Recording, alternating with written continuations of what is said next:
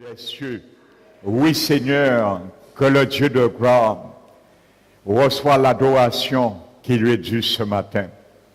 Car, Seigneur, la Bible dit, ta voix est majestueuse, ta voix est puissante. C'est pour cela que nous devons donner gloire, honneur à ce grand Dieu. Car c'est au milieu de nous ce matin que cette voix va retentir encore. Tu es le Dieu de gloire, Seigneur, car c'est toi, Seigneur, comme nous l'avons chanté. Par le mérite de ton sang, Seigneur, par grâce, Seigneur, moyen de ta rédemption, tu nous as sauvés. Tu nous as ramenés à ta présence dans les lieux très hauts, très élevés, où que tu demeures, Seigneur. Tu n'es pas un Dieu qui est distant envers nous. Tu es un Dieu qui est proche, en proximité avec nous. Et c'est pour cela, ce matin, Seigneur, nous croyons, Seigneur, que tu es là. Car tu veux nous instruire encore. Tu veux nous exhorter. Tu veux, Seigneur, vraiment, Seigneur, ramener encore nos pas dans les droits sentiers de ta justice. Tu veux ce matin encore, Seigneur, par ta parole, ramener nos pieds, Seigneur, dans les voies droites, Seigneur. Afin, comme tu l'as dit, Seigneur, ce qui est déjà boiteux ne puisse point, Seigneur, s'écarter, Seigneur, de ta sainte voix, Seigneur. Enfin, mon Dieu, ce matin, nous voulons te dire merci. Merci, Seigneur, pour que tu puisses ramener, Seigneur, encore, mon Dieu, l'autre, Seigneur, dans ton royaume, l'autre, Seigneur, dans ton gouvernement dont nous faisons partie, mon Dieu. Nous te remercions, Seigneur, pour ce que tu as prévu pour chacun de nous. Quand nous savons, Seigneur, ce matin encore, tu vas envoyer ta parole et tu vas guérir un cœur ce matin. Tu vas envoyer ta parole et tu vas guérir une pensée, Seigneur, ce matin. Tu vas envoyer ta parole et tu vas délivrer, Seigneur, une vie ce matin. Tu vas envoyer ta parole, tu vas restaurer une vie ce matin. Alors nous sommes ceux et celles, Seigneur, nous recevons, Seigneur, et nous sommes, Seigneur, dans cette providence, dans l'attribution de ton royaume, Seigneur, de tes bienfaits pour nous ce matin. C'est pour cela que nous sommes là, Seigneur. Maintenant, mon Dieu, nous te demandons de disposer nos cœurs, disposer nos pensées, afin que nous acceptions les voies de ta justice à travers, Seigneur, ta parole. Je te bénis, Seigneur, d'être cet instrument ce matin entre tes mains. Je m'humilie, Seigneur, afin que tu puisses me conduire à dire ce que tu veux que je dise ce matin, mon Dieu.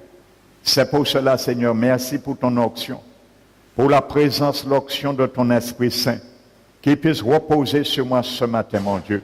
Je te bénis, nous t'élevons, nous te donnons toute la gloire qui est due.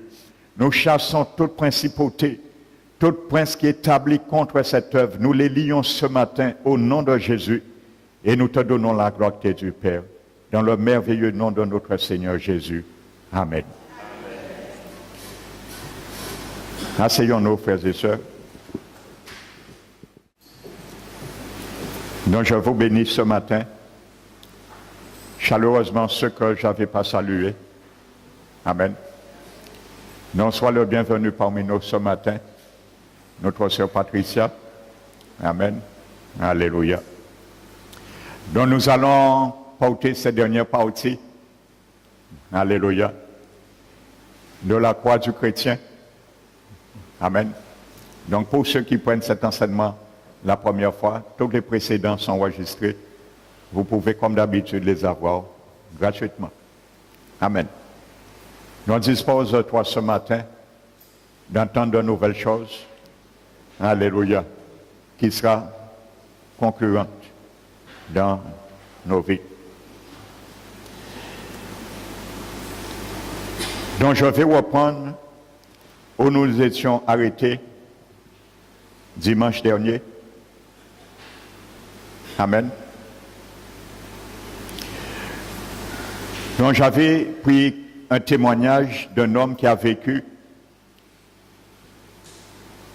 et qui disait, il s'appelle Tacite, il dit que la crucifixion était utilisée pour prévenir la rébellion et maintenir l'ordre et la paix par l'autorité reconnue de l'État. Amen.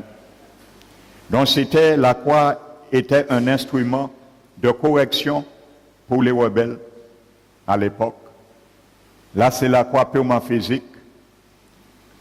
Mais nous savons, il ne s'agit pas de la croix physique, parce que Dieu ne nous demande pas de monter sur une croix physiquement, mais de la porter. Amen. Alléluia. Afin de crucifier, nous l'avons déjà vu, toute mauvaise tendance, toute mauvaise nature qui nous avait détournés auparavant et écartés de Dieu.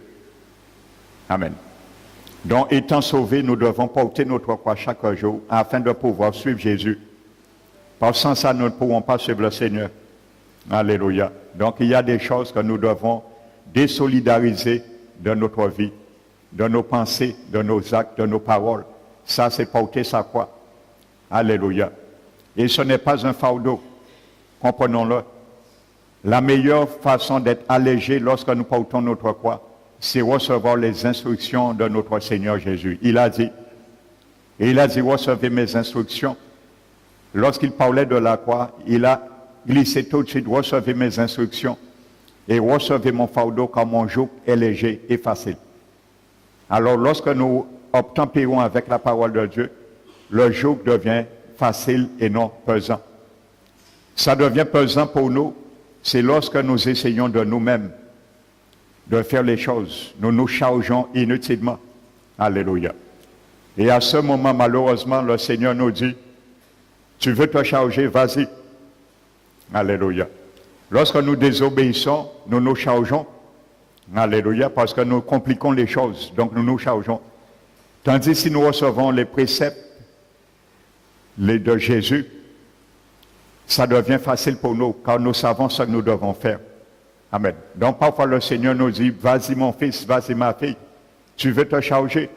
Quand tu seras fatigué, tu me diras. Alléluia. Le Seigneur parfois nous laisse nous fatiguer afin de déposer le fardeau. Alléluia. Donc lorsque nous faisons tête avec le Seigneur, nous ne déposons pas le fardeau. Le Seigneur nous laisse parfois nous fatiguer. Parce que c'est un moyen favorable pour nous rattraper. Alléluia. Il nous dit, vas-y, quand tu seras fatigué, tu vas déposer maintenant. Tu vas déposer le fardeau. Alléluia. N'oubliez pas, frères et sœurs, vous savez, la Bible nous illustre dans le livre de Samuel qu'à un moment donné, on avait pris l'arche de l'Alliance dans la main d'Israël. Et c'est Dieu qui l'avait permis par rapport à leur désobéissance. Donc la Bible dit que les Philistins, ils ont mis l'arche dans la demeure des Philistins et ils ont déposé cette arche devant le Dieu des Philistins, un idole qu'on appelle Dagon. Mais qu'est-ce qui s'est passé? La Bible nous dit que le lendemain matin, ils ont trouvé cette idole, ce Dieu, prosterné, la face contre terre, sans le secours d'aucune main, bien sûr, mais devant l'arche de l'Alliance. Vous savez, l'arche de l'Alliance représente la présence manifeste de Dieu. Alléluia. Et aujourd'hui, cette arche de l'Alliance n'est pas ambulant, parce qu'avant, on le transportait par des anneaux et des barres. Amen. Mais aujourd'hui, cette arche n'est pas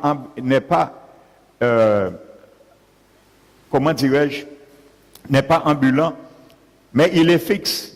Il est en toi aujourd'hui, mon frère, ma soeur, l'arche de l'Alliance. Il est en moi. Alléluia, car c'est la présence du Seigneur, l'arche de l'Alliance. Donc aujourd'hui, le Seigneur a mis cette arche dans notre esprit.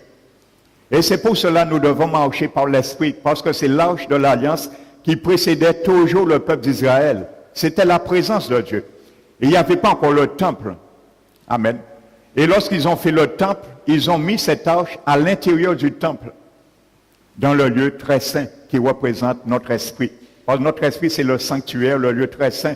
Et c'est là que se trouve la présence de Dieu par l'Esprit de Dieu qui nous habite. Mais regardez ce qui s'est passé. La Bible dit, ils l'ont relevé devant la présence de Dieu. Et le lendemain encore, le deuxième jour, ils ont retrouvé cette idole, le dieu Dagon, des Philistins encore prosternés devant l'arche de l'Alliance. Et qu'est-ce qu'ils ont fait? Au lieu d'accepter la présence de Dieu, alléluia, ils ont renvoyé la présence de Dieu. Amen. Ils ont retourné l'arche de l'Alliance.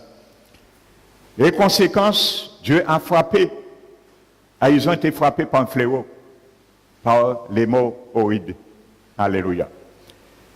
Et ensuite, ils ont essayé de cheminer l'arche jusqu'au moment que Dieu a décidé maintenant, dans sa présence, qu'on le retourne à son lieu où il était sorti. Ils ont retourné l'arche à Israël. Donc, frères et sœurs, c'est une image spirituelle qu'il faut comprendre. De même de nous, vous savez, lorsque Dieu, l'arche de l'Alliance, la parole de Dieu, les préceptes de Dieu se présentent devant nous, bien souvent, nous repoussons la présence de Dieu lorsqu'il veut nous parler. Bien souvent, nous voulons repousser la présence de Dieu. Nous voulons parfois repousser sa correction à travers sa parole. Alléluia.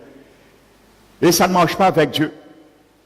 En quelque sorte, nous aussi, parfois, bien sûr, nous ne sommes pas l'idole d'Agon, bien sûr. Nous sommes ses fils et ses filles. Mais bien souvent, lorsque Dieu nous parle par sa parole, par ses conseils, par ses exhortations, nous faisons également comme ces Philistins. Au lieu d'accepter la présence de Dieu, on repousse la présence de Dieu. Et ça arrive parfois dans nos vies. Nous repoussons parfois la présence de Dieu dans nos vies. Nous repoussons ses exhortations. Nous repoussons ces châtiments qui sont bons et salutaires que nous avions vus dimanche dernier. Alléluia. N'oubliez pas l'apôtre Jean, lorsqu'il a vu Jésus dans sa gloire, frères et sœurs. L'apôtre Jean avait vu Jésus lorsqu'il était avec eux sur la terre. Mais l'apôtre Jean a vu Jésus lorsqu'il était ressuscité dans sa gloire. Alléluia. Dans le livre de l'Apocalypse, la Bible nous dit que l'apôtre Jean voit Jésus. Il voit cet homme qui est vêtu d'une grande robe. Ses cheveux étaient comme blancs, comme de la laine blanche et comme de la neige blanche. Il a vu ses yeux étaient comme une flamme de feu. Il a vu sur sa poitrine une ceinture dorée. La Bible dit porter à ses pieds des chaussures d'airain qui, comme étaient sorties dans une fournaise ardente, de l'airain ardent. La Bible dit portait dans sa main droite 7 étoiles. Son visage brillait comme le soleil dans sa pleine force, frères et sœurs. Vous vous imaginez? Le soleil, frères et sœurs, les rayons ultraviolets a été défini à une distance par Dieu, de façon que, à cette distance, que la végétation et nous-mêmes puissent ne pas brûler, comme on dit griller. La Bible dit que le visage de Jésus brillait comme le soleil dans sa pleine force, frères et sœurs. Vous vous imaginez? Alléluia. Et où je veux venir, la Bible dit que dans sa bouche sortait une épée à 2 tranchants dans sa bouche. Donc c'est très significatif. Dans la bouche du Seigneur sortait une épée à 2 tranchants. Et la Bible nous dit que la parole de Dieu, Jésus aussi l'Apocalypse l'appelle la parole vivante de Dieu. Mais la Bible nous dit, dans le livre des Hébreux, que la parole de Dieu, elle est plus acérée qu'une épée à 2 tranchants. La parole de Dieu. Donc vous voyez que quand la Bible parle de la parole de Dieu comme une épée à 2 tranchants pour pénétrer et aussi faire un jugement dans nos vies, dans nos pensées et nos sentiments de nos cœurs, c'est Jésus même que dans sa bouche même qui nous parle. Alléluia. Donc c'est pour cela, lorsque le Seigneur nous parle, frères et sœurs, nous ne devons pas repousser sa présence, nous ne devons pas repousser ses préceptes, ses exhortations. Parce que nous l'avons vu, lorsqu'il nous châtie, il dit c'est pour que nos pieds puissent aller dans les voies droites, marcher dans les voies droites, afin que nous puissions être raffermis. Et ce qui était boiteux ne dévie point, mais qu'il soit raffermi. Alléluia. Donc c'est une image, frères et sœurs. Nous devons comprendre de ne pas repousser la grâce de Dieu. Alléluia. Chaque fois que nous repoussons l'exhortation du Seigneur, ça nous fait mal. Alléluia. Parce que nous attirons des méfaits dans nos vies. La bénédiction est là, mais nous passons à côté bien souvent. Alléluia. Lorsque nous voulons donner autre chose avant le Seigneur, faire passer d'autres choses avant le Seigneur, nous-mêmes, nous nous mettons en difficulté. Amen. Donc c'est pour cela, cet homme disait que la crucifixion était faite pour prévenir la rébellion. Et c'est pour cela aussi, la croix que Dieu nous demande de porter, c'est pour prévenir aussi, nous prévenir de contre toute rébellion vis-à-vis de la parole de Dieu. Nous l'avons vu, ceux qui avaient été rebelles contre la parole de Dieu, et ils cheminaient dans les ténèbres et dans l'ombre de la mort. Nous l'avons vu dans le psaume 107. Et le Seigneur ne veut pas. Il veut que nous soyons en paix malgré nos cheminons dans la vallée de l'ombre de la mort. Alléluia. Donc la crucifixion devait en premier lieu servir d'exemple public pour tous les rebelles afin qu'ils se soumettent à l'autorité de Rome. Et nous devons nous soumettre à l'autorité de Jésus. Lorsque tu portes ta croix, je porte ma croix, je démontre que je suis soumis à l'autorité de Jésus et je suis un citoyen de son royaume. Alléluia. Ce n'est pas l'autorité de Rome, mais c'est de l'autorité de Jésus. Son royaume, parce que nous sommes vraiment dans un royaume. Le royaume de Jésus n'est pas encore rétabli physiquement, il le sera bientôt. Alléluia. Et nous le voyons, c'est ce qui c'est devant nous, hein, frères et sœurs. Détrompons-nous, hein.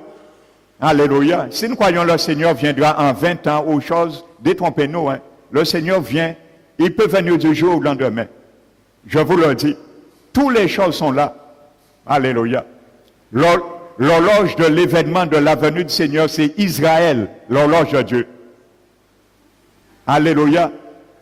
Et je peux vous dire, l'horloge est presque à minuit. Alléluia. Pourquoi minuit? Parce que la parabole nous dit que pendant que les vierges sages et folles dormaient, l'époux vient au moment le moins attendu. Et il viendra, il va se prendre beaucoup parmi nous. Malheureusement, il faut le dire. Le Seigneur, lorsqu'il viendra, il va surprendre beaucoup. Je me demande s'il ne va pas surprendre plus de ceux qui vont rester à terre que ceux qui vont être décollés. Alléluia. Parce que lorsqu'on voit la vie maintenant du peuple de Dieu, on se pose des questions. C'est alarmant, frères et sœurs. C'est alarmant maintenant, le peuple de Dieu, lorsqu'on voit la vie des chrétiens, parfois c'est alarmant. Alléluia. On se demande parfois qu'est-ce qu'on les enseigne dans les églises. C'est vrai, frères et sœurs. Maintenant, c'est alarmant. Lorsqu'on voit la vie de certains chrétiens, c'est alarmant. On ne refait plus l'évangile du Christ. On ne refait plus ce que le Seigneur veut qu'on soit devant le monde, une lumière. Bien souvent, on n'a pas de repère. Le monde n'a pas de repère vis-à-vis de l'Église parfois, frères et sœurs. Ce que le monde a comme repère, c'est un petit mérité en religion, moi. Ce que le monde parfois prend comme repère dans l'Église maintenant des derniers temps, si c'est moins fait con, il a fait soi-disant chrétien, mieux vaut arrêter en religion, moi. Parce que le monde ne trouve plus de repère dans l'Église de Christ. Lorsqu'il n'y a pas de repère, eh bien, tout est ténèbres. Mais le Seigneur nous dit que la nuit est avancée et le jour approche. Dépouillons-nous des mauvaises œuvres, des ténèbres et revêtons-nous des armes de la lumière. Jésus a dit que la nuit est faite pour dormir et non pour travailler. On ne peut pas travailler la nuit. On ne peut travailler que le jour. Alors pendant qu'il fait encore jour, travaillons pour le Seigneur. Nous sommes ouvriers dans son champ, frères et sœurs.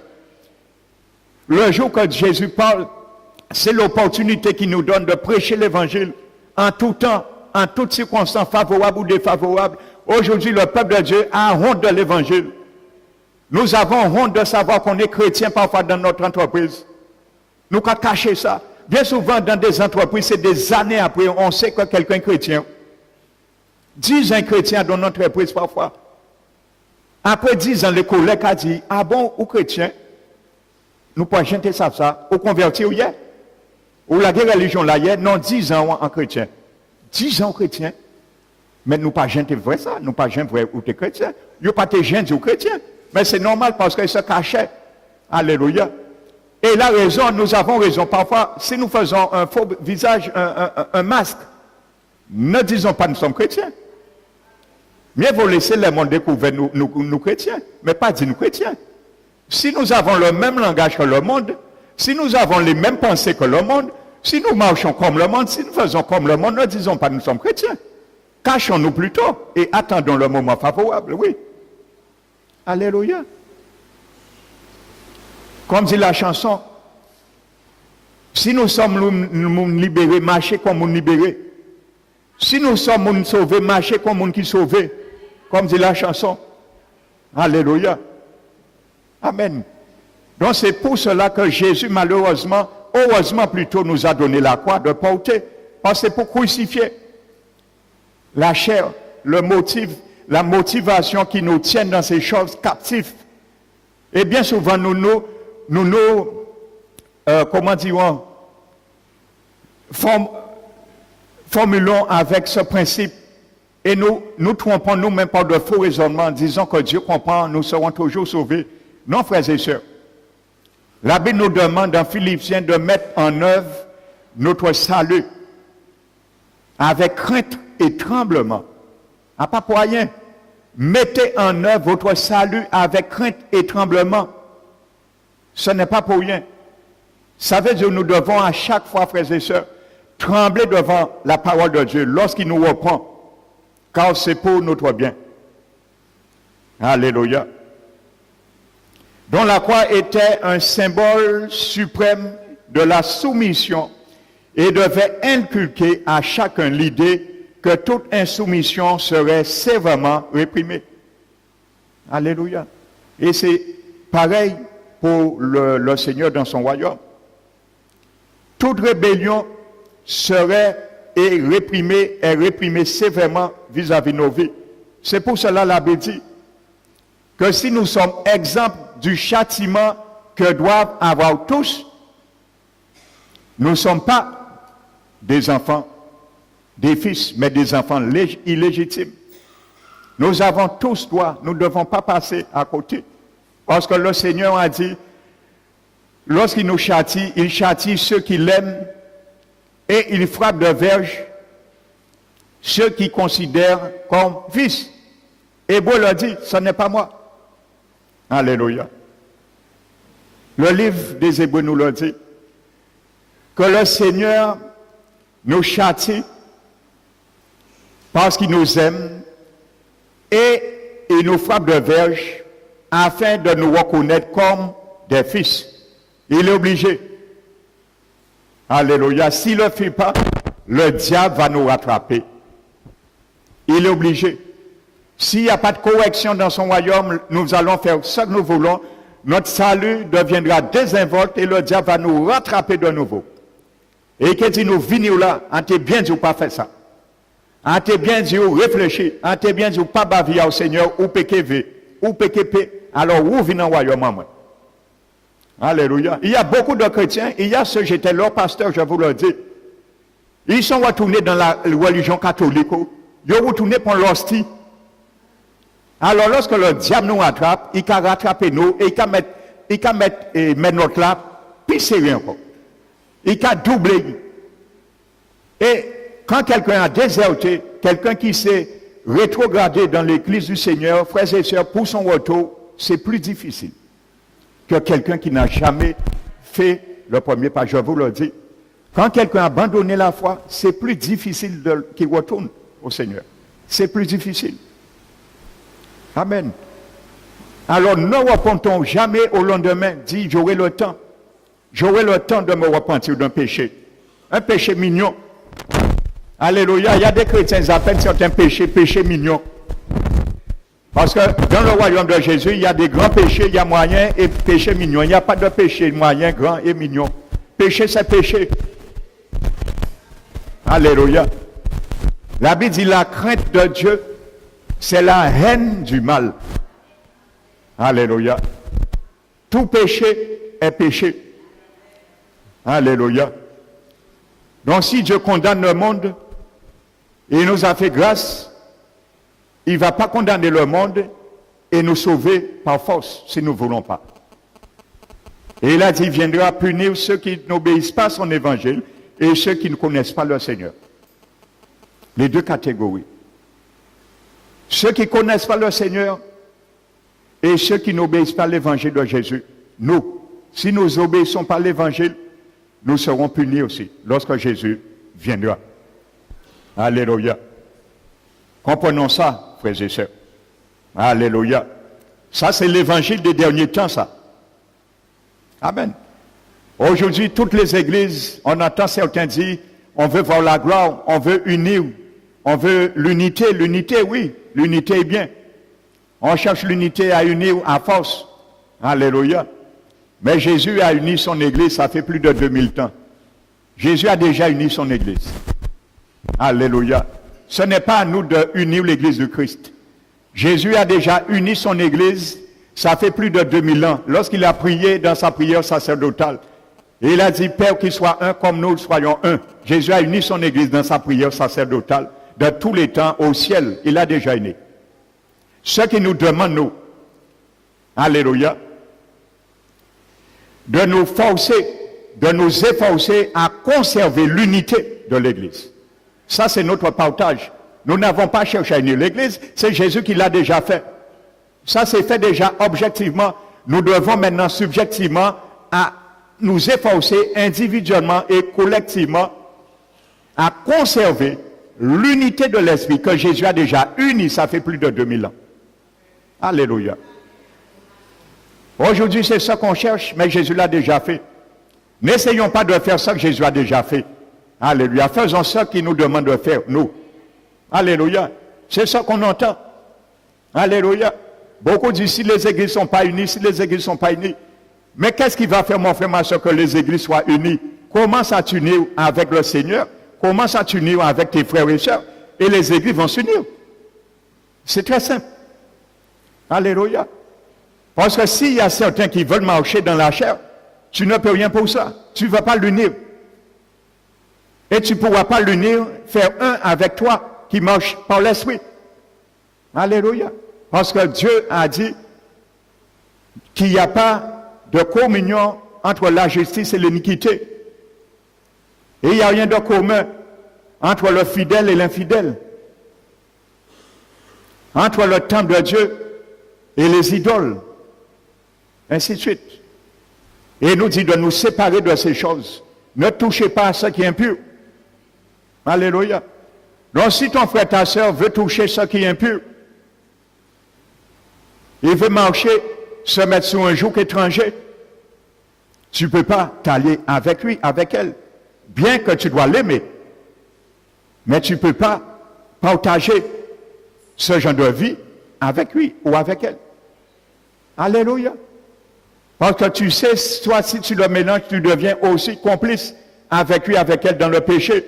Et Dieu aussi te voit complice et tu partageras aussi la même coupe un jour. Alors, frères et sœurs, ne reportons pas au lendemain ce que nous pouvons faire. Tout ce que nous pouvons faire aujourd'hui, faisons-le avec notre force que Dieu nous donne. Alléluia. Si nous savons, nous vivons qui n'est pas à la gloire de Dieu d'une manière, nous le savons et nous savons que Dieu le sait. Même si ton frère, ta soeur ne le sait pas, le pasteur ne le sait pas, mais tu sais que Dieu le sait et il te voit. Alors ne reporte pas incessamment demain. Parce que le jour fera peut-être que le malheur peut nous frapper et nous allons tomber hors de la voie. Et nous ne pourrons plus nous relever. C'est ce qui arrive à beaucoup de chrétiens. Ils reportent. Il dit comme un jour pour Dieu 1000 ans, Dieu va reporter sans cesse. Non. Dieu nous attend. Mais le diable aussi nous attend. Le diable peut nous frapper avant que Dieu nous reprenne. Comprenons bien ça, frères et sœurs. Ne reportons pas incessamment à demain. Alléluia. Amen.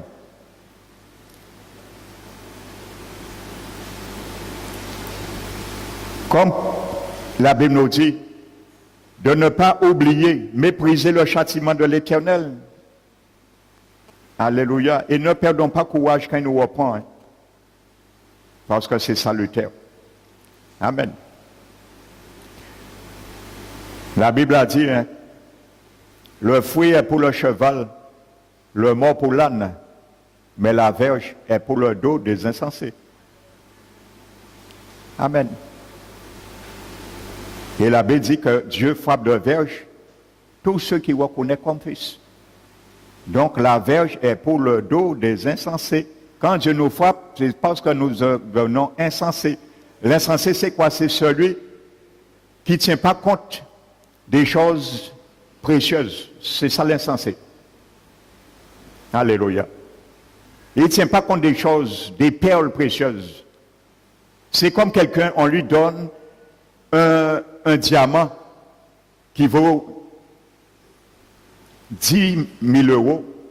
Cette personne ne prend égard à la valeur de ça. Il le met n'importe où. Il peut déposer, il ne prend pas égard, il peut oublier la mettre, c'est ça. S'il pète les deux mains, il peut dire bon, eh bien, il pète. Mais pas vrai, ça, il pète. C'est ça l'insensé. Donc, quand la Bible dit la verge est pour le dos de l'insensé, c'est ça, frères et sœurs. Parce que bien souvent, nous devenons insensés à l'égard des promesses et de l'attitude que Dieu nous demande à marcher chaque jour.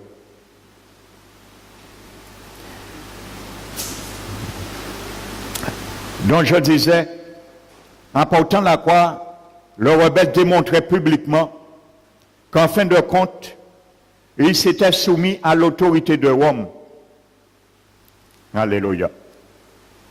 Donc porter la croix signifiait se soumettre à l'autorité contre laquelle on s'était rébellé auparavant.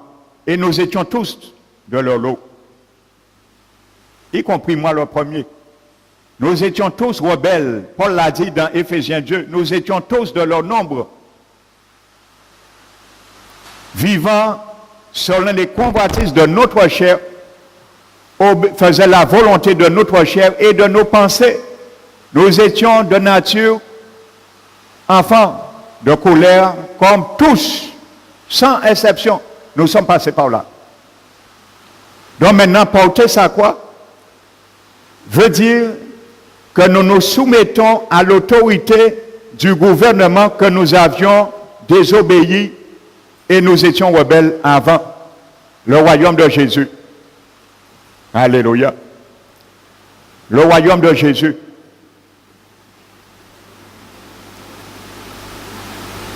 Donc c'est pour cela quand Jésus a parlé de la croix, ses contemporains savaient de quoi Jésus parlait. Il le savait. Amen.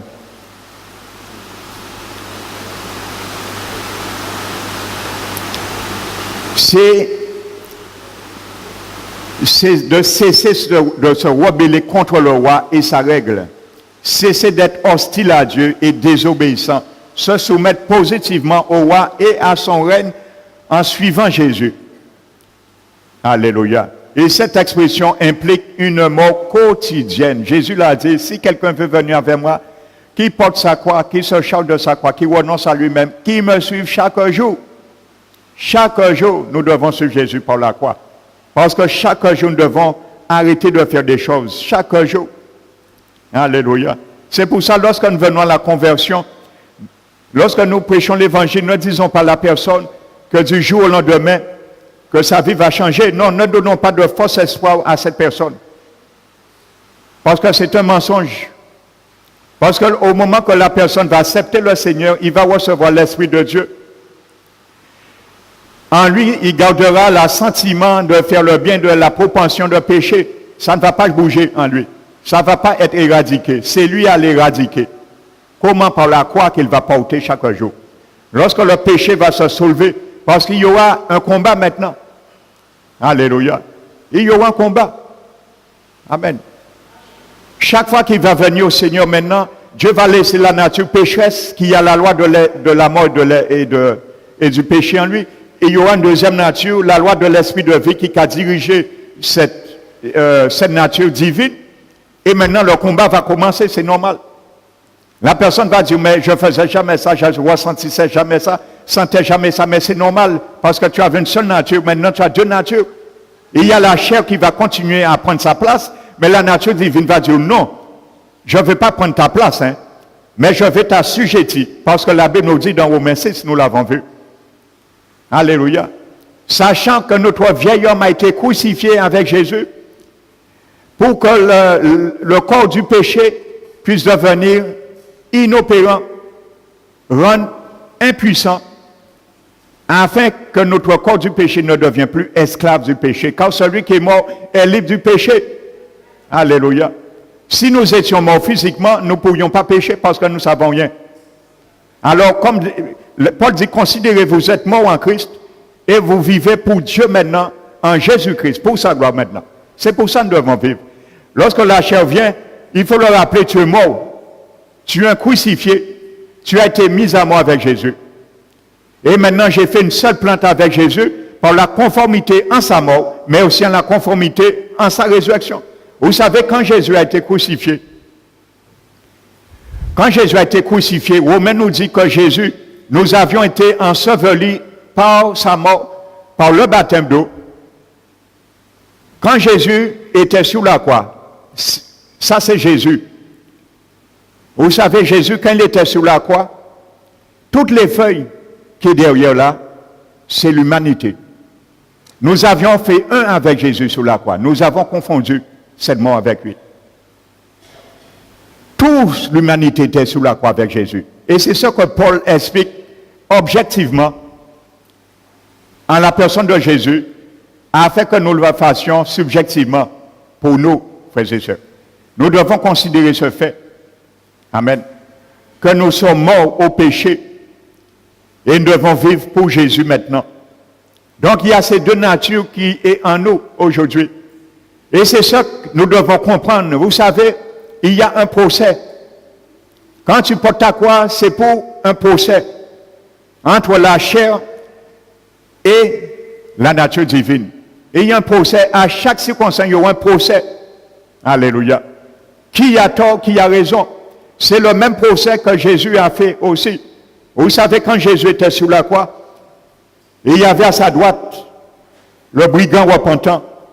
À sa gauche, le brigand qui voulait rester dans son état. Donc nous aussi, lorsque nous allons porter notre croix, dans un contexte dans nos vies, vous savez, lorsque Dieu va nous ramener pour crucifier un mauvais trait de caractère dans notre pensée, vous savez, lorsque nous allons amener ça, le vieil homme sur la croix, les deux tendances seront là. Le vieil homme, à notre gauche, sera avec nous sur la croix. Il va nous dire non. En y tendance, on t'a toujours parlé comme ça, on t'a toujours pensé comme ça, on veut rester comme ça, on ne veut pas repentir moins.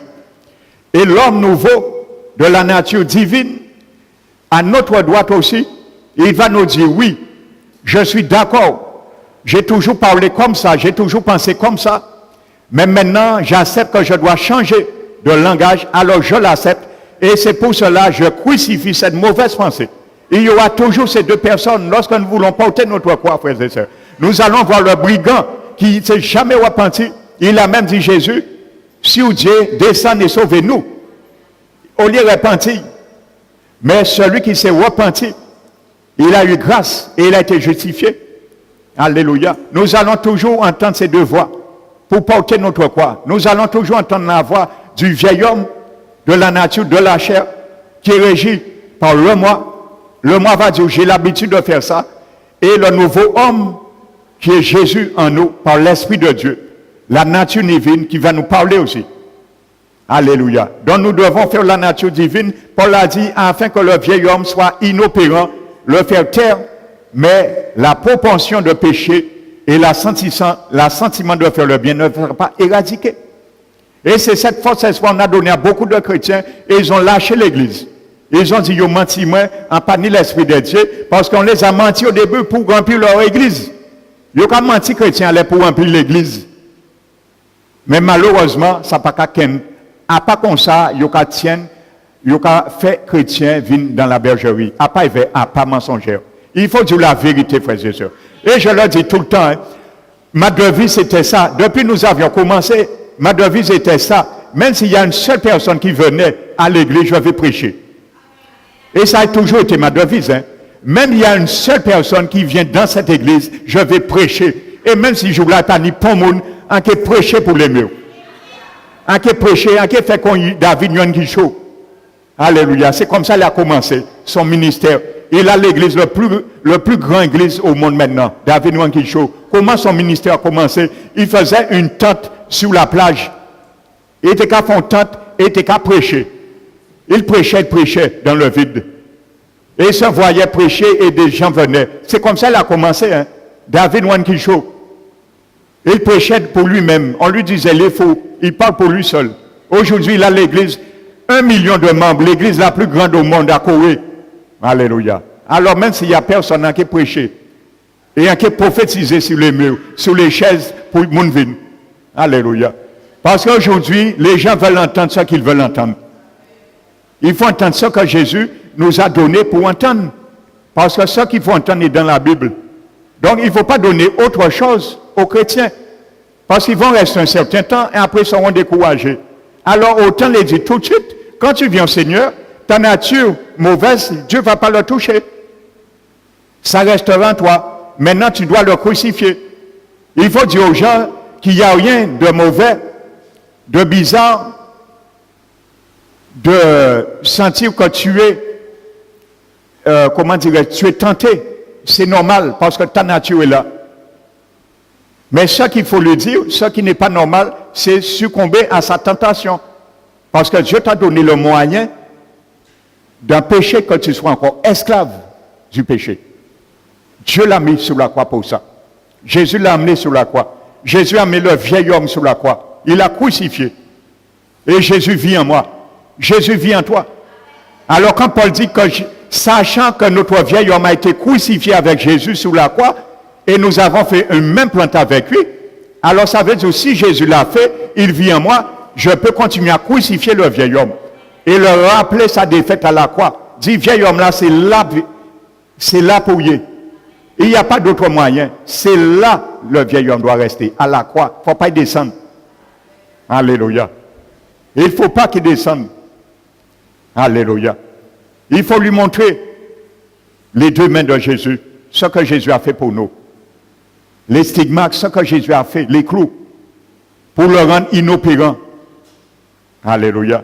Nous devons nous exercer à ce genre de gymnastique. C'est une gymnastique, ça doit devenir, frères et sœurs, naturel, machinal. Comme Paul l'a dit, si vous marchez par l'esprit, vous n'accomplirez pas les désirs de la chair. Marchez par l'esprit. Marchez par l'esprit, vous n'accomplirez pas les désirs de la chair. Alléluia. Comme ça, quand tu vas crucifier un mauvais trait de caractère, ainsi de suite dans ta vie, dans ma vie, quand le vieil homme à ma gauche, sur la croix, pour crucifier le vieil homme, va commencer à se plaindre, à contester, l'homme nouveau qui doit se renouveler par la connaissance de celui qui l'a créé, Jésus-Christ, il ne va même pas s'occuper de lui. Parce qu'il marche par l'esprit. Marchez par l'esprit, vous n'accomplirez pas les désirs de la chair. Il ne va même pas prendre égard à ce qu'il lui dit. Parce qu'il marche sans l'esprit. Par l'esprit, l'esprit de Dieu qui nous conduit, frères et sœurs. Alléluia, parce que la Bible dit, si nous marchons par l'esprit, si nous marchons par la chair, nous allons mourir. Alors, ferions mort. Le brigand qui s'est repenti, il a reçu la vie. Parce qu'il s'est repenti. Mais celui qui ne s'est pas repenti, il est mort. Il a eu la mort éternelle. Ils sont morts tous les deux physiquement. Mais celui qui ne s'est pas repenti, il est mort éternellement. Pas physiquement, et spirituellement. Mais celui qui s'est repenti, il est mort physiquement, mais il est devenu vivant et spirituellement. Parce que Jésus a dit, celui qui croit en moi, vivra quand même, il sera mort. Alléluia. Aujourd'hui, ce brigand, il est dans la félicité au paradis aujourd'hui. Il est là aujourd'hui. Jésus l'avait promis. Amen.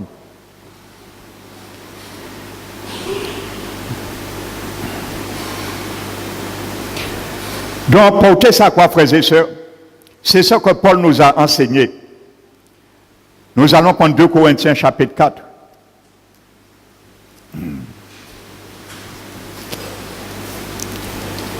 « 2 Corinthiens chapitre 4.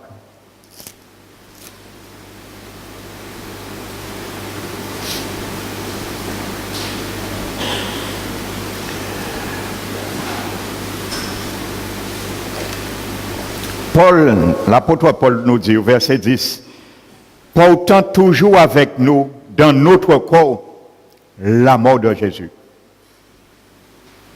afin que la vie de Jésus soit aussi manifestée dans notre corps. » Parce que Paul a dit au Romains 6, nous sommes devenus même plante avec lui, en conformité de sa mort, mais aussi en conformité de sa résurrection. Alléluia. Pourquoi Jésus est mort? Il est mort pour le péché. Pourquoi il est ressuscité? Pour vivre, pour la gloire de Dieu. Donc nous sommes morts en Jésus, conformité de même plan pour le péché. Pourquoi nous vivons? Romains l'a dit.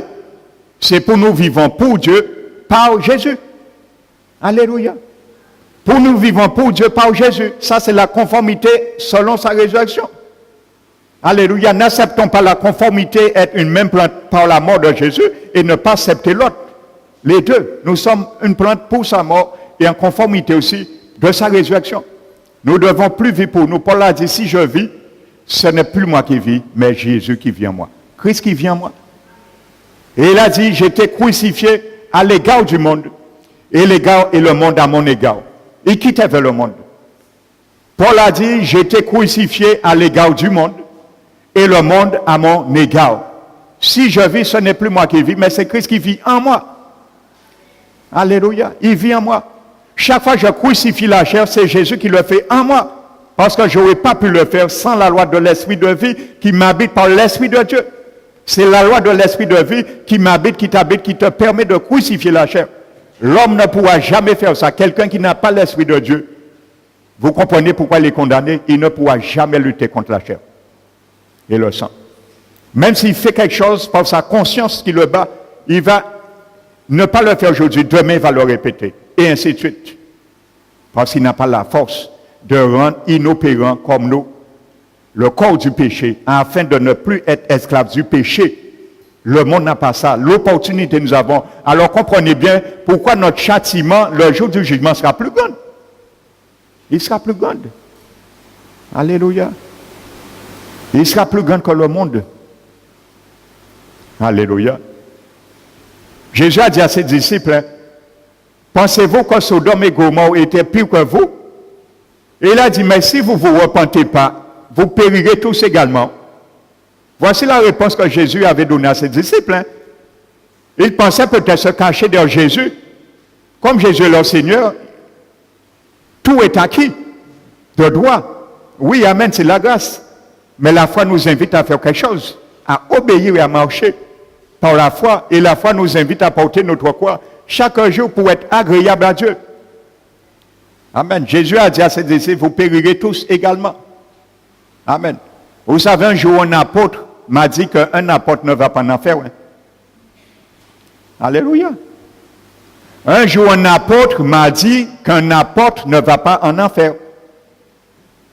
Et il a dit moi ça, en comprenant tout de suite pourquoi Jean-Vie a été. Il était agi comme ça. Parce que c'est ça il pensait, c'est ça il met en tête. En tout cas, Judas était apôtre et il y a un enfer. Alléluia. Judas est un apôtre. Il a été choisi comme apôtre. Il a fait son choix. Et il a été rejoindre son lieu. La Bible dit, il est en enfer aujourd'hui. Amen.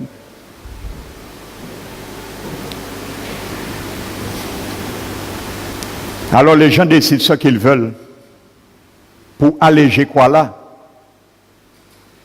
Mais ce qu'ils oublient, que Jésus nous a donné une croix sous mesure. Ma croix que je dois porter chaque jour a une mesure.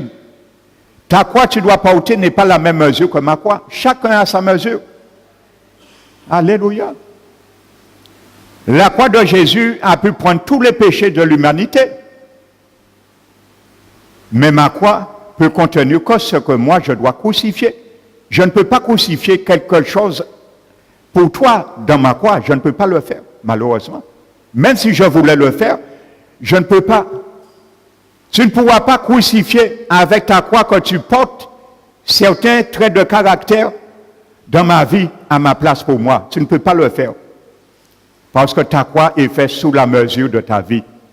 Ma croix est faite sous la mesure de ma vie. Alléluia. Tu ne peux pas crucifier certaines choses pour moi. Tu peux prier pour moi. Je peux prier pour toi, oui. Mais pas porter ta croix. Pour toi. Alléluia. Et bien souvent, nous essayons par sentiment de porter la croix de certains. Mais lorsque nous faisons ça par sentiment, nous laissons la personne dans leur condamnation. Alléluia. Ça veut dire soutirer les gens dans leur péché. Alléluia. Les garder dans leur péché, les même conseiller pour rester encore dans leur état. Ça, c'est porter quoi pour eux. Mais quand tu vois sur la croix de telle personne, il est démuni de moyens, il reste sous la condamnation. Et il est livré à lui-même parce qu'il est exposé. Sa vie, son salut est exposé. Frères et sœurs, porter sa croix, c'est faire comme Isaac, frères et sœurs, qui a porté le bois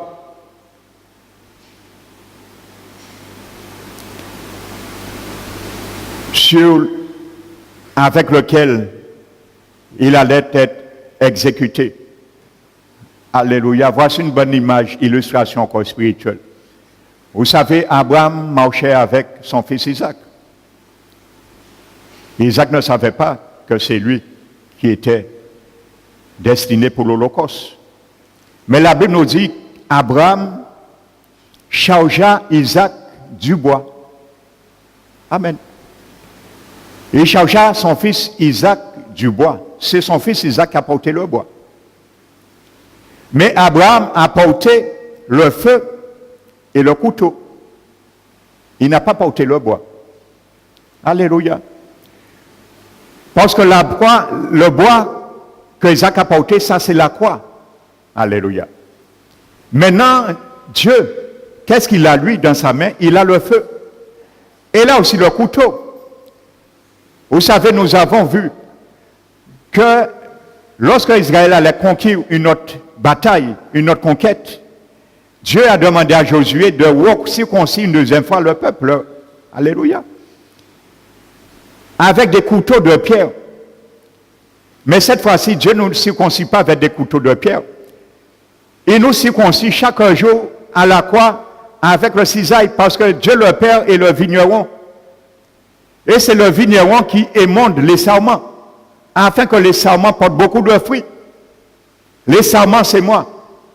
Je suis une branche dans le cep qui est Jésus, ma vie éternelle, où je puis chaque jour la sève du Saint-Esprit pour vivre éternellement. Tu es un sarment, mon frère, ma soeur. Tu es hanté, greffé en Jésus qui est le cep, le tronc, l'arbre de la vie éternelle. Si la sève ne coule pas en nous, nous ne pourrons jamais porter du fruit. Alléluia. Alors il faut que la sève coule. Pour que la sève puisse bien couler, il faut que le vigneron, le père, l'immonde avec son cisaille. Et ça fait mal. Donc Abraham avait le couteau, il avait le feu. Alléluia. Parce que lorsque nous portons notre croix, le Seigneur veut nous faire passer par la fournaise ardente parfois et nous dit de ne pas perdre courage. Lorsque nous voyons que nous passons subitement dans la fournaise ardente, de ne pas comprendre que c'est quelque chose d'extraordinaire qui nous arrive. Loin de là, il nous dit de nous réjouir. Nous devons nous réjouir à la croix. Alléluia. Nous devons nous réjouir, parce que la Bible dit de nous réjouir, de partager la souffrance avec Christ, parce que nous serons dans la joie et l'allégresse au jour de son avènement. Lorsque sa gloire apparaîtra, nous nous réjouissons et nous serons dans l'allégresse, mais nous devons nous réjouir pour la croix. Parce que c'est là Dieu met le feu sur le bois. Alléluia. Le bois qu'Isaac portait, c'est les œuvres afin de mettre sur le feu. Alléluia. Donc voici une image spirituelle de porter sa croix. Le bois qu'Isaac portait, c'était pour lui-même. Alléluia. Il était l'Holocauste. Amen. Alors Jésus veut que ce que nous mettons à l'Holocauste, ce sont les œuvres de la chair pour brûler, pour crucifier par l'épreuve de feu. C'est pour ça que le Seigneur nous fait passer par le fou. Alléluia. Le potier. Il nous fait passer par son four parfois, afin que le vase sorte avec tout ce qui était impur, tout ce qu'on puisse rester dans le feu et sortir pur. Alléluia. C'est ça que Dieu veut nous faire comprendre à travers la croix. Amen.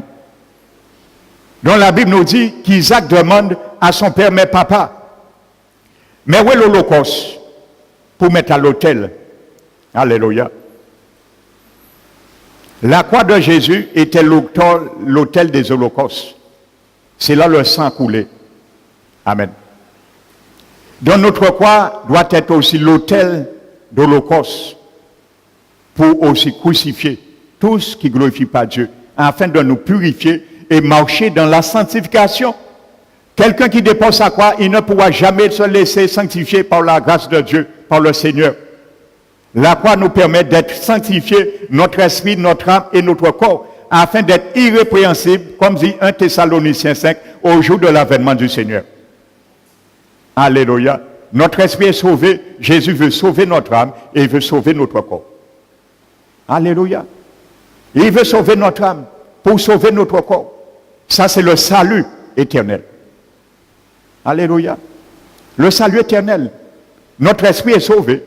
Notre âme est en train d'être sauvée pour que notre corps puisse être sauvé. Ça, c'est la rédemption éternelle. Alléluia. Rédemption éternelle. Alors, même si ton esprit, mon esprit est sauvé, si mon âme n'est pas sauvée, mon corps ne pourra pas être sauvé. Je reconnaîtrai la deuxième mort. Alléluia. C'est ça qu'il faut comprendre. C'est pour ça que Dieu a sauvé notre esprit. Parce que l'esprit, c'est la vraie personne, et un esprit communique avec un esprit. Dieu est esprit. Bien qu'il a un corps. Alléluia. Je viens vous dire, Jésus a un corps. Jésus n'est pas esprit, Jésus est humain. Jésus est un homme. Il est Dieu homme. Et pour que nous soyons un jour homme Dieu. Jésus s'est fait Dieu homme pour que nous soyons homme Dieu un jour, comme lui, à sa ressemblance. Il est resté homme, Jean l'a vu, comme le fils d'un homme. Daniel l'a vu comme le fils d'un homme. Jésus est resté homme. Paul l'a dit dans 1 Timothée 2,5. Le seul médiateur entre Dieu et tous les hommes, Jésus-Christ, homme. Jésus est resté homme en chair et os, comme moi et toi. Il n'a pas changé de nature. Il est dans la gloire, mais il a revêtu son même corps. Autrement, le tombeau ne sera pas vide. Si Jésus avait hérité un autre corps, le tombeau ne serait pas vide. C'est le même corps qui est sorti. Alléluia. C'est le même corps. Et la Bible nous dit même, pour que Dieu ne puisse tromper quiconque, il a gardé les stigmates pour l'éternité. Le Dieu homme a gardé les stigmates. Et nous le verrons un jour, nous. Parce que Zacharie 14 a dit, le jour qu'il viendra, Israël reconnaîtra c'est leur Messie. Ils vont pleurer comme des enfants qui pleurent sur leur père. Un esprit de grâce et de supplication descendra sur eux. Et ils vont dire, qui t'a fait ça? Ils vont reconnaître, c'est eux qui ont crucifié leur Messie. Plus de 2000 ans. Ils vont le reconnaître et là, en ce jour, Israël sera sauvé. Ils vont reconnaître Jésus, ils verront le stigmate. Jésus est resté homme. Alléluia. Alors les sectes qui disent que Jésus a ressuscité, qu'il ressuscite un esprit, il javine un esprit là, ça c'est des sectes, des doctrines de démons qu'on appelle ça. Rejetez ces doctrines. Jésus est resté homme, il n'a pas changé. Et lorsque nous serons ressuscités, nous n'aurons pas un autre corps, nous aurons nos mêmes corps, avec 3 couches différentes entre autres. Ce corps sera spirituel, incorruptible et immortel, comme à Jésus. Amen. Mais c'est notre même corps qui sortira de la tombe. 1 Corinthiens 11 le dit, ce n'est pas un autre corps, c'est notre même corps, la tombe va s'ouvrir et nous allons sortir, les morts en Christ ressusciteront, sans quoi ce n'est pas la résurrection, c'est l'incarnation. La réincarnation.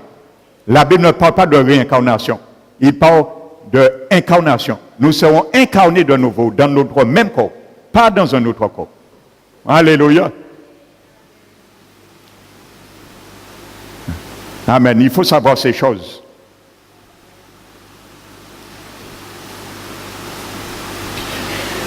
Donc c'est faire comme Isaac, je disais, porter le bois sur lequel il allait être exécuté. Alléluia. Et regardez bien, la Bible nous dit dans Genèse Vous allez lire le récit, chapitre 22. La Bible dit ensuite, Isaac et Abraham marchaient ensemble. Alléluia. Donc si tu veux marcher ensemble avec le Seigneur, je veux marcher ensemble avec mon Seigneur, je dois porter le bois. Tout ce que je dois mettre à l'Holocauste avec Dieu, obtempérer avec le feu et le cisaille pour me purifier et m'émonder. Alléluia. Considérons ces choses, marcher avec le Seigneur Jésus-Christ. Sans cesse. Amen.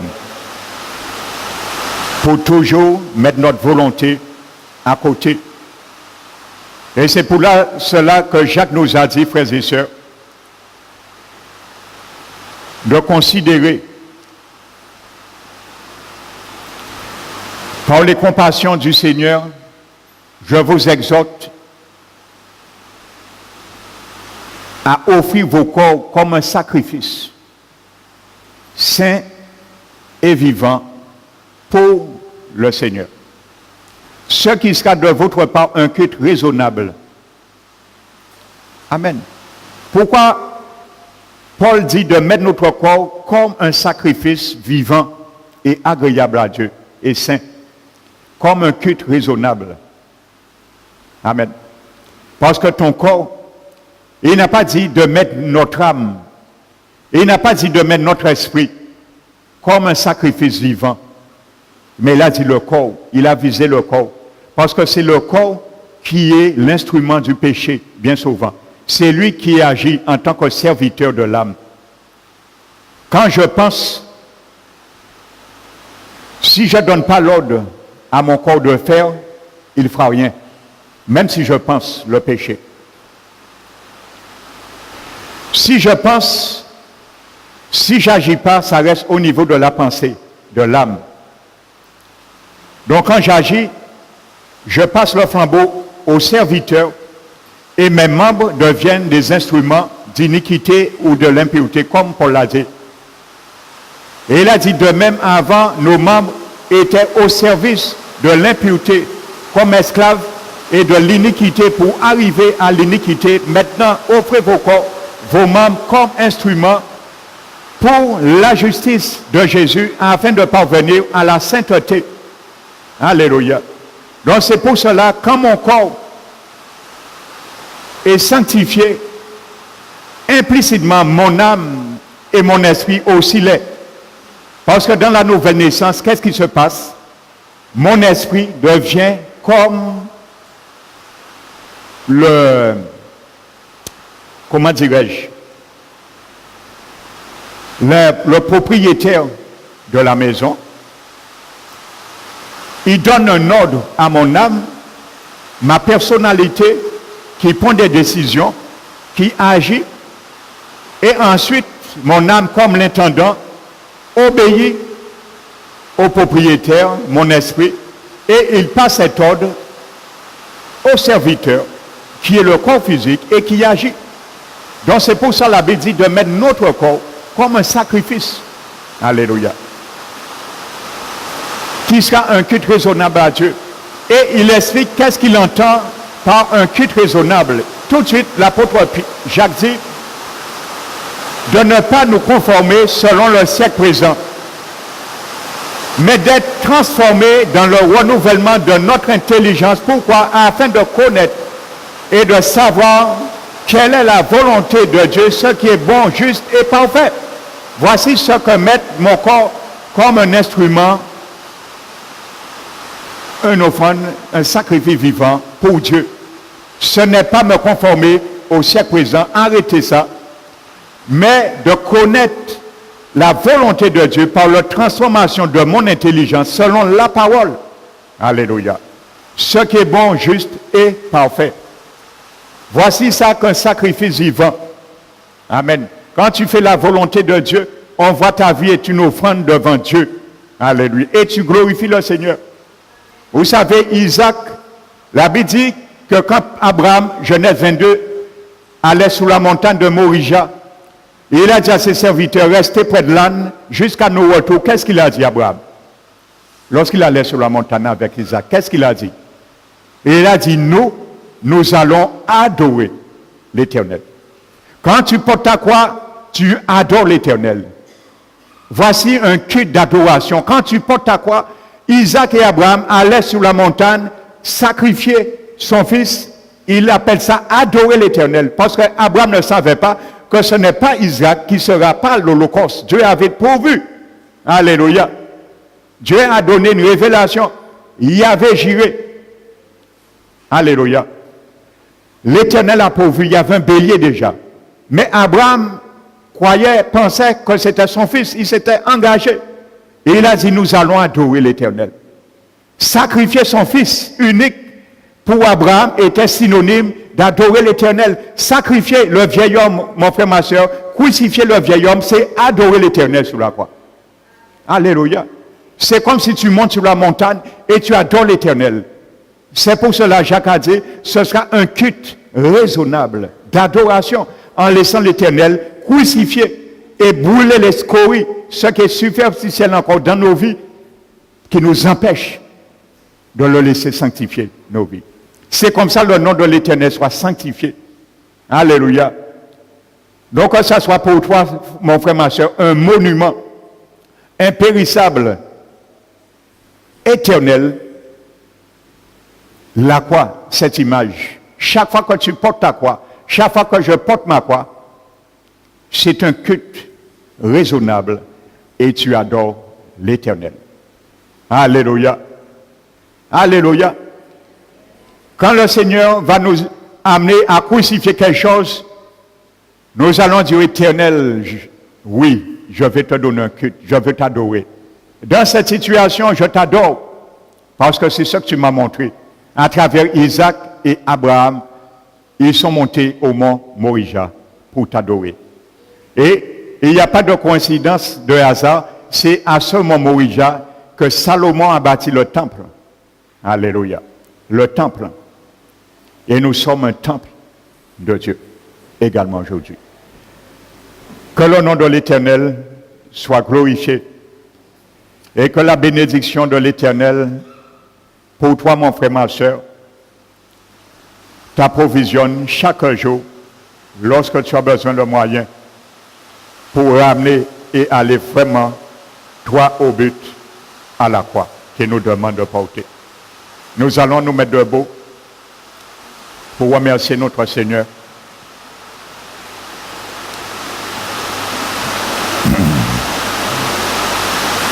Mettons-nous debout, fermons les yeux.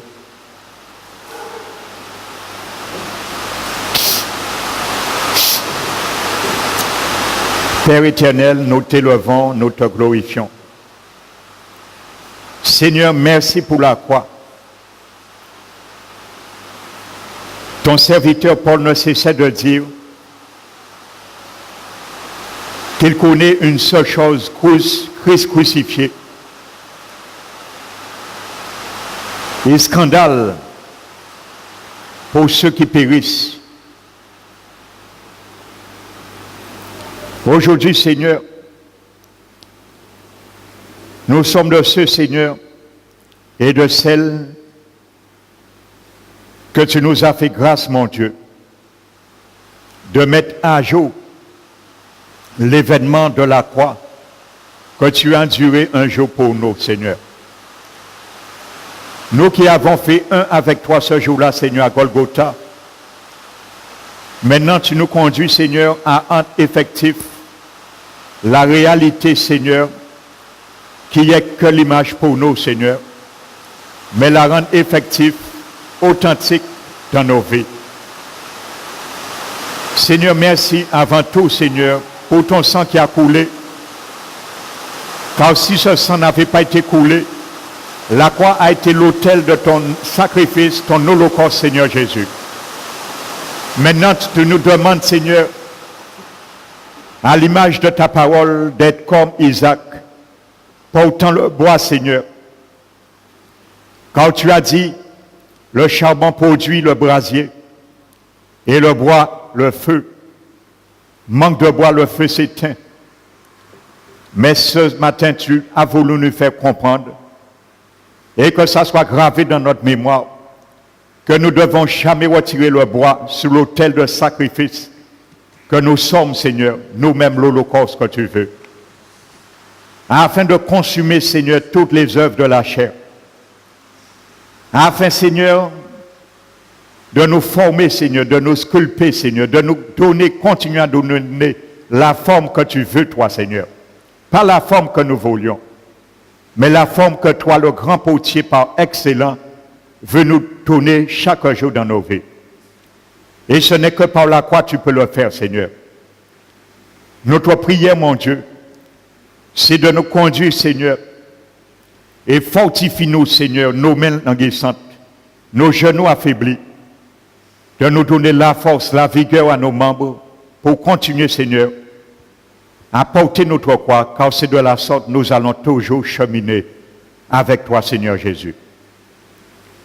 Seigneur, nous te remercions que tous ceux, Seigneur, et celles qui sont déjà sortis de cette voie, la voie de ta justice, la voie, tu nous demandes nos pieds de marcher dans les droits sentiers, les voies droites, Seigneur, que nous puissions point tomber, Seigneur, et rester à terre définitivement. Mais Seigneur, envoie, Seigneur, ton wagon, Seigneur, en Guadeloupe, Seigneur, car tu connais, Seigneur, où se trouve ton peuple, Seigneur, ceux qui sont déjà affaiblis, ceux qui ne croient plus à la croix, ceux qui ont abandonné la foi, Seigneur, et qui se sont déjà donnés, attachés à des esprits séducteurs, qui ont déjà cru ingurgiter, Seigneur, des doctrines de démons. Tu puisses les arracher, Seigneur, de la fournaise, Seigneur, qu'ils sont, mais ramener dans ta fournaise, la fournaise qui ne détruit pas, mais qui est là, Seigneur, pour les reconnaître comme un vrai fils, une vraie fille légitime, Seigneur. Nous te le demandons, cette grâce ce matin, pour tous ceux et celles qui ont déjà, Seigneur, abandonné la foi, qui ont déjà déserté ton église, Seigneur, mais ramenez, Seigneur, à ta bergerie. Car tu les vois, Seigneur.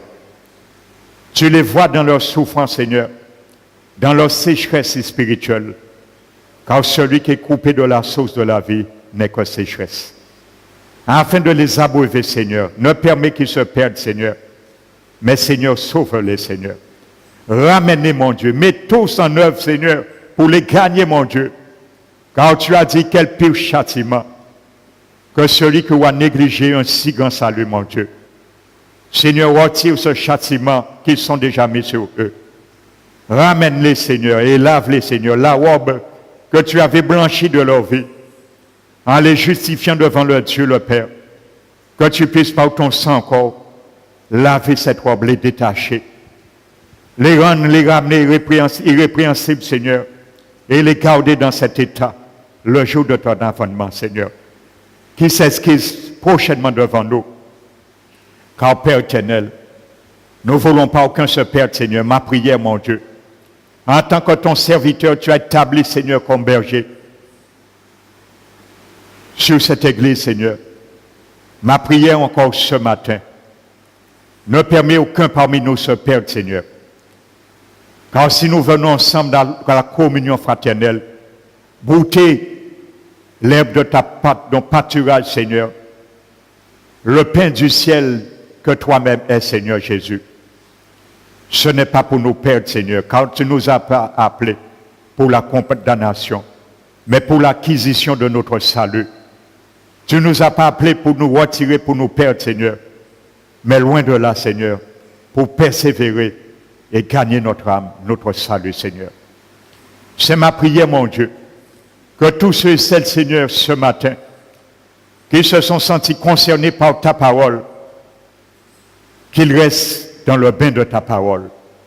Que tu les arroges chacun de nous d'une huile fraîche ce matin, afin de susciter encore dans nos cœurs un désir ultime, Seigneur, souverain, pour être attachés, nous connecter encore dans la croix, Seigneur, que nous avions mal compris, afin que nous puissions cheminer chaque jour main dans la main avec toi, Seigneur, et que rien ne puisse nous déstabiliser, afin de résister sans cesse encore contre les contre-courants de la vie, contre le royaume céleste du deuxième ciel, du diable, Seigneur, et de remporter la victoire céleste, remporter la vocation céleste dans la course finale, et que tu nous donnes chacun de nous la couronne de vie que tu réserves pour chacun de nous.